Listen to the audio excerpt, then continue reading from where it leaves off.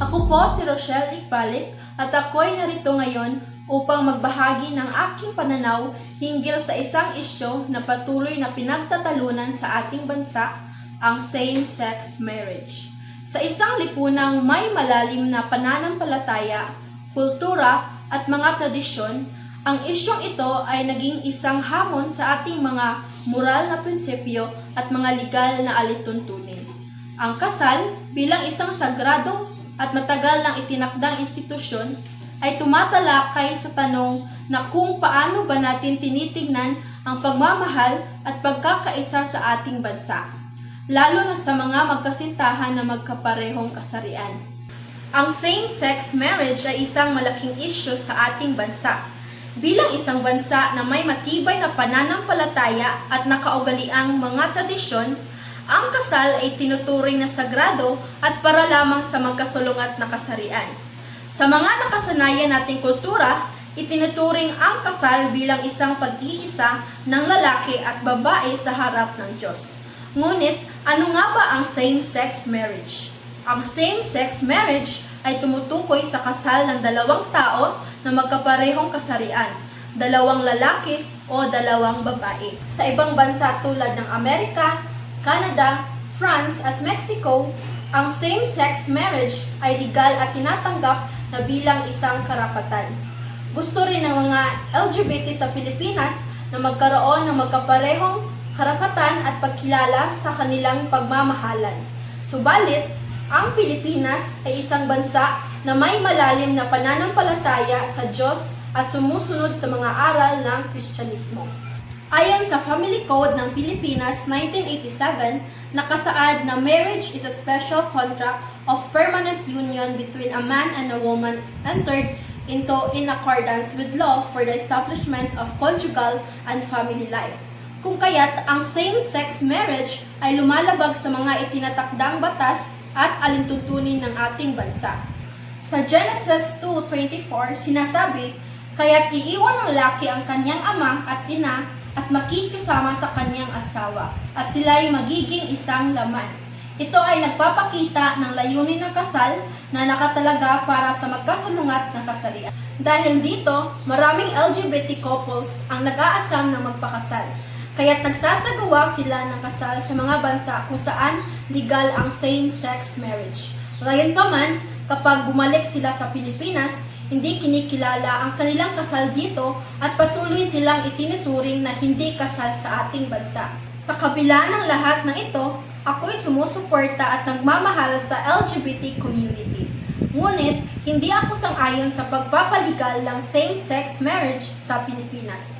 Para sa akin, dapat magpatuloy ang pagpapakasal sa pagitan ng magkasulungat na kasarian na siyang itinataguyod ng mga prinsipyo ng ating kultura, relihiyon at batas. Bagamat may mga pribilehiyo na maaaring ipagkaloob sa mga LGBT individuals tulad ng sa mga mag-asawang straight, naniniwala akong may mga limitasyon pa rin na itinatakda ang ating mga batas at moralidad. Ang kasal ay hindi lamang isang legal na kasunduan, kundi ito ay isang sagrado at banal na sakramento sa mata ng Diyos at ng simbahan. Ang mga bansa na pumapayag sa same-sex marriage ay may kanya-kanyang kultura na pananaw at legal na sistema. Hindi natin dapat ikumpara ang Pilipinas sa ibang bansa sapagkat may mga bagay na tinatanggap nila na hindi naman angkop o naaayon sa ating kultura at relihiyon. Dapat ipagpatuloy natin ang pagpapalaga sa ating mga tradisyon, mga batas at mga aral na nagsusustento sa ating pagkakakilanlan bilang isang bansang may matibay na pananampalataya. Sa huli, mahalaga ang respeto sa mga pagkakaiba-iba ng pananaw. Habang tinatanggap at nirerespeto ko ang mga opinyon ng iba, nananatili akong naninindigan sa aking paniniwala na ang kasal ay sagrado at para lamang sa magkasalungat na kasarian. Dapat nating igalang ang ating mga tradisyon, batas at kultura. At huwag hayaang mawala ang mga ito sa ngalan ng pagnanais na maging tulad ng ibang bansa. At yun lamang po, maraming Wakasan ang human trafficking laban ng lahat. Magandang araw po sa inyong lahat. Ako po ay narito upang bigyang liwanag ang isang mabigat at mapanganib na isyu na patuloy na nagpapahirap sa maraming Pilipino. Ang human trafficking o pangangalakal ng tao. Ano nga ba ang human trafficking? Ito ay isang modernong pang-aalipin kung saan ang mga tao, lalo na ang mga kababaihan at kabataan ay kinukuha, dinadala o ikinukubli gamit ang panlilinglang o puwersa upang gamitin ang prostitusyon sa pilitang paggawa o iba pang anyo ng pagsasamantala. Sa panahon ngayon, hindi na bago sa atin ang mga ulat tungkol sa mga kabataang nawawala. Mga Pilipinong umaalis sa bansa, dala ng pangakong trabaho, ngunit nauuwi sa pang-aalipin o mga ginagamit bilang kasangkapan para sa illegal na gawain. Ito ang masaklap na katotohanan ng human trafficking, isang sistematikong pagyurak sa dangal at karapatan ng tao. Sa kabila ng mga batas gaya ng Anti-Trafficking in Persons Act, patuloy pa rin ang pagdami ng kaso. Bakit? Dahil sa kahirapan, kakulangan sa edukasyon, at kawalan ng oportunidad. Maraming kababayan natin ang umaasang makaahon sa hirap, ngunit sa halip ay nahulog sa bitag ng pang-aabuso. Bilang mamamayan, hindi tayo dapat nagbubulag-bulagan. Tungkulin nating maging mapagmatsyag, magsumbong kung may nakikitang kahina-hinalang kilos, at suportahan ang mga programang naglalayong protektahan ang ating kapwa. Ngunit sa kabila ng lahat ng ito, may pag-asa. Habang may mga organisasyon, institusyon, at individual na patuloy na kumikilos upang sugpuin ang human trafficking, ang ating pagkakaisa ay higit na kailangan. Hindi sapat na mayroong batas, hindi sapat na may mga ahensyang nagbabantay. Ang tunay na pagbabago ay nagsisimula sa atin, sa ating pagkilos, sa ating panindigan, at sa ating malasakit. Mahalaga ring turuan natin ang isa't isa ng kahalagahan ng dignidad ng bawat tao. Dahil ang human trafficking ay hindi lang krimen sa batas, kundi ito rin ay isang krimen sa pagkatao. Bilang kabataan, may mahalaga tayong papel. Gamitin natin ang ating mga boses, ang social media, at ang ating mga plataporma upang magbahagi ng kaalaman at babala. Ang laban kontra sa human trafficking ay laban ng bawat isa. Laban ito para sa dignidad, para sa karapatan, at para sa kinabukasan. Tayo ang pag-asa ng bayan, at ang pag-asang ito ay hindi lamang nakasalalay sa hinaharap, kundi sa mga desisyong ginagawa natin ngayon. Hindi na tayo masyadong bata para makialam. Hindi na tayo masyadong mahina para tumindig. Magsalita tayo, manindigan tayo, kumilos tayo. Dahil sa huli, ang katahimikan sa harap ng karahasan ay isa ring anyo ng pagpayag. Huwag tayong pumayag, huwag nating hayaang may isa pang buhay na sirain ng human trafficking. Tayo ang tinig, tayo ang sandigan, tayo ang pag-asa. Maraming salamat po.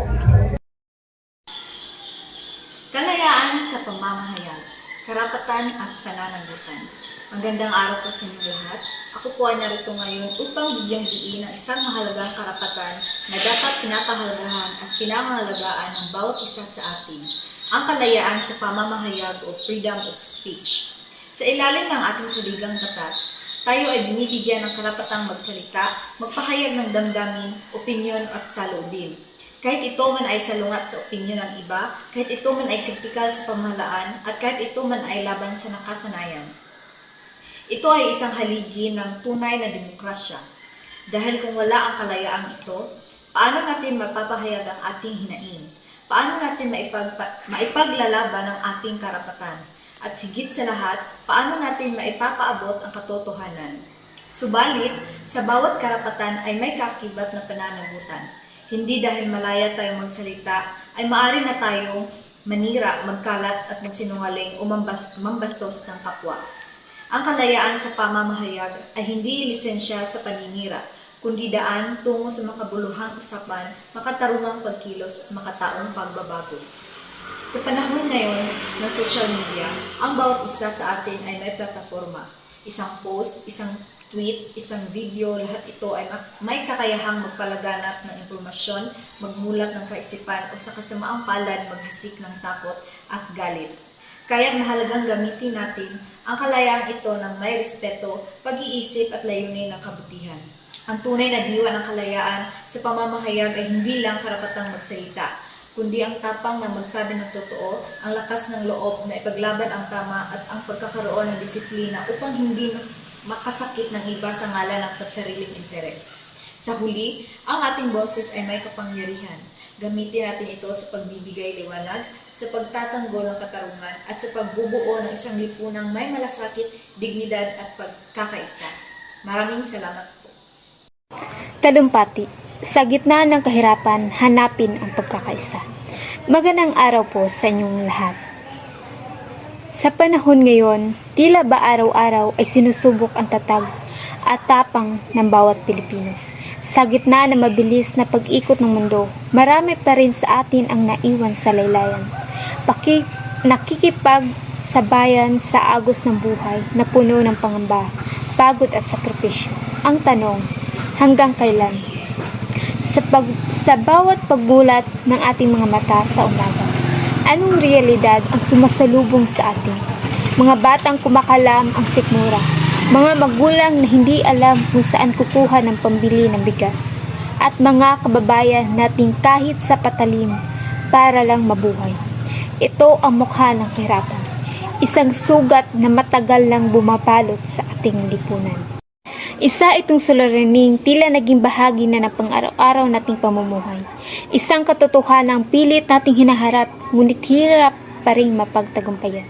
Ngunit sa likod ng matinding kahirapan, may isa pang ugat na dapat nating pagtuunan, ang kawalan ng pagkakaisa. Paano natin masusugpo ang kahirapan kung tayo mismo ay kanya-kanya? Kung ang bawat isa ay inuuna ang sarili, walang pakialam sa kapakanan ng iba at hindi handang makiisa para sa iisang layunin, ang tunay na pagbabago ay nagsisimula sa pagkakaisa, sa sama-samang pagkilos sa malasakit sa kapwa at sa pagtutulungan upang maiangat ang bawat isa. Simpleng pagkakapit-bisig ng mga mamayan, maaring magsimula ang isang kilusan. Hindi hadlang ang kahirapan kung ang bayan ay buo at nagkakaisa, sapagkat ang pagkakaisang may direksyon, pananampalataya at layunin, unti-unti nating mabubura ang mga bakas ng pagdurusa at mabubuo ang isang lipunang mas makatao, mas makatarungan at mas makabayan. Ayon sa Philippine Institute for Development Studies, ang kakulangan ng pagkakaisa sa mga komunidad ay isa sa mga hadlang sa epektibong pagpapatupad ng mga programang laban sa kahirapan.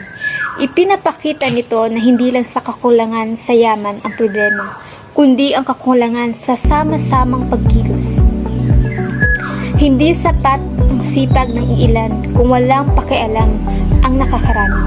Kahit may proyekto ang gobyerno, kung wala ang suporta ng taong bayan, mabibigo rin ito.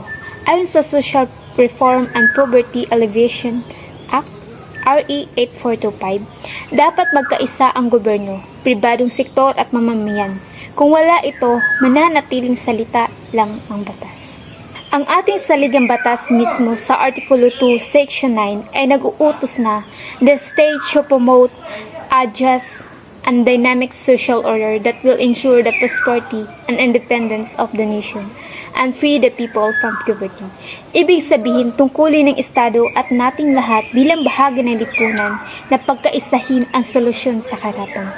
Bukod dito, ang Pilipinas ay lumagda sa United Nations Sustainable Development Goals, kung saan ang goal number 1 ay wakasan ang kahirapan sa lahat ng anyo sa buong mundo pagsapit ng 2030. Isa itong paalala na ang laban kontra sa kahirapan ay hindi lang laban ng bansa, kundi ng buong daigdig. at ang susi sa tagumpay ay sama-samang pagkilos. Kapag tayo ay nagkaisa, nagiging mas malakas ang ating tinig. Kapag tayo ay nagtutulungan, mas mabilis ang ating pag-angat. Sa pagkakaisa, nagiging posible ang pagbabago. Hindi madaling sugpuin ang kahirapan. Ngunit sama-samang pagkilos, ito ay hindi imposible. Kaya mga kababayan, ang hamon sa atin ay hindi lamang ang lumaban sa hirapan, kundi ang buwagin ang pader na naghihiwalay sa atin. Magsimula tayo sa ating pamilya, sa ating kapitbahay, sa ating komunidad. Sa bawat pagkilos nating may malasakit at pakikiisa, tayo ay lumilikha ng landas tungo sa mas maunlad na bukas. Sa huli, tandaan natin sa isang bayang nagkakaisa, kahit ang kahirapan ay may hangganan. Yun lamang po at maraming Isang mapagpalang araw po sa inyong lahat. Ako po si Althea Lingatong at sa araw na ito, ako ay tumitindig hindi lamang bilang isang mag-aaral, kundi bilang isang mamamayang Pilipinong may boses at paninindigan. Sa likod ng katahimikan ng marami, narito ako upang magsalita para sa katarungan at pananagutan. Dalawang haligi ng demokrasya na tila unti-unting binubuwag ng kasakiman at katiwalian. Sa panahon ngayon, ang pananahimik ay hindi na opsyon. Panahon na upang tayo'y magising, manindigan at kumilos. Hanggang kailan tayong mananahimik? Habang ang ilan ay nagpapakasasa sa kapangyarihan, ang marami ay lumulubog sa kahirapan at kawalang katarungan. Sa isang demokrasya tulad ng Pilipinas, dapat matatag ang dalawang haligi, ang accountability at katarungan. Pero nasaan na ang mga ito? Ayon sa Article 11, Section 1 ng 1987 Constitution, public office is a public trust. Ang mga opisyal ay lingkod bayan, hindi hari. Ngunit sa halip na maglingkod, ilan sa kanila ay nagnanakaw, nananamantala at nagpapayaman. Paulit-ulit ang mga kasong plunder, katiwalian at abuso. Pero nasaan ang hustisya? Bakit ang mayaman malaya at ang mahirap nakakulong? Ang batas ay para sa lahat, pero sa Pilipinas, tila may kinikilingan. May hustisya ba kung pera at kapangyarihan ang batayan? Hindi na ito panahon ng pananahimik, panahon na ng pagkilos. Ang katarungan ay karapatan, hindi pabuya, hindi nabibili at hindi para lang sa piling tao. Tayo ang tinig ng katotohanan, tayo ang bantay ng demokrasya. Kung hindi tayo kikilos, sino?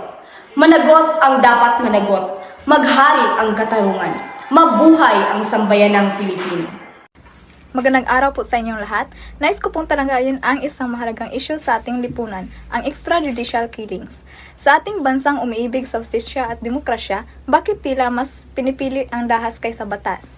Marami na tayong narinig na kaso ng mga pinaghihinalaang kriminal na pinapatay ng walang investigasyon o paglilitis. Wala na silang pagkakataong ipagtanggol ang sarili. Sa isang iglap, nawawala ang buhay kasama ang karapatang pantao. Oo, may problema tayo sa droga at krimen. Ngunit ang sagot ba ay bala? Ang tunay na kapayapaan ay hindi naabot sa pamamagitan ng takot, kundi ng katarungan. Ang hustisya ay dapat ipatupad sa korte, hindi sa lansangan. Huwag tayong manahimik. Ang karahasan ay unti-unting sumisira sa ating lipunan. Kung patuloy tayong maging walang pakialam, baka tayo naman ang susunod na biktima. Kaya't nananawagan ako, igalang natin ang karapatang pantao, pairalin ang batas, at itaguyod ang hustisya para sa lahat. Ang buhay ay sagrado, at ang katarungan ay hindi dapat ipatupad gamit ang dahas. Maraming salamat po. Mabuhay ang sambayanang Pilipino. Magandang araw sa inyong lahat. Sa bawat bansa, dalawang haligi ang kailangang matatag upang maging makatarungan at maunlad ang lipunan, pananagutan at katarungan. Sa Pilipinas, tila patuloy ang ating pakikibaka upang pagtibayin ang dalawang prinsipyong ito. Sapagkat sa maraming pagkakataon, ang mga may kapangyarihan ay hindi nananagot at ang katarungan ay tila naging isang panaghinip para sa mga maralita. Kapag ang isang opisyal ng gobyerno ay sangkot sa korupsyon, ngunit nananatiling malaya, nasaan ang accountability? Kapag ang isang mahirap ay nakakulong sa maliit na kasalanan, habang ang mayaman ay nakakalaya sa kabila ng matinding krimen, nasaan ang hustisya? Ang accountability ay hindi lamang pananagutan sa batas, kundi pananagutan din sa taong bayan. Dapat nating ipanawagan na ang bawat leader mula sa pinakamataas hanggang sa pinakababa ay mananagot sa kanilang kilos. Hindi sapat ang mga pangakong nabubuo lamang tuwing eleksyon. Kailangan natin ng gawa, hindi lang puro salita. Samantala, ang katarungan ay dapat hindi natutulog. Ang batas ay dapat pantay-pantay, walang mayaman, walang mahigap. Ang hustisya ay dapat mabilis, hindi mabagal. Hindi ba't masakit isipin na sa isang bansang dapat ay may demokratikong sistema, tila may mga taong hindi kailanman naabot ang batas. Ngunit huwag tayong mawala ng pag-asa. Ang pagbabago ay nagsisimula sa pagkilos ng bawat isa sa pamamagitan ng edukasyon, matibay na panindigan at pagkakaisa. Maaari nating itulak ang mga institusyon na pairalin ang tama. Tayo mismo ang dapat maging ehemplo ng pananagutan at katarungan. Sa huli, tandaan natin na ang tunay ng bayan ay hindi nasusukat sa dami ng kayamanan, kundi sa pagkakaroon ng isang sistemang makatarungan at responsable. Maraming salamat at naway mamulat tayo sa halaga ng tunay na pananagutan at katarungan.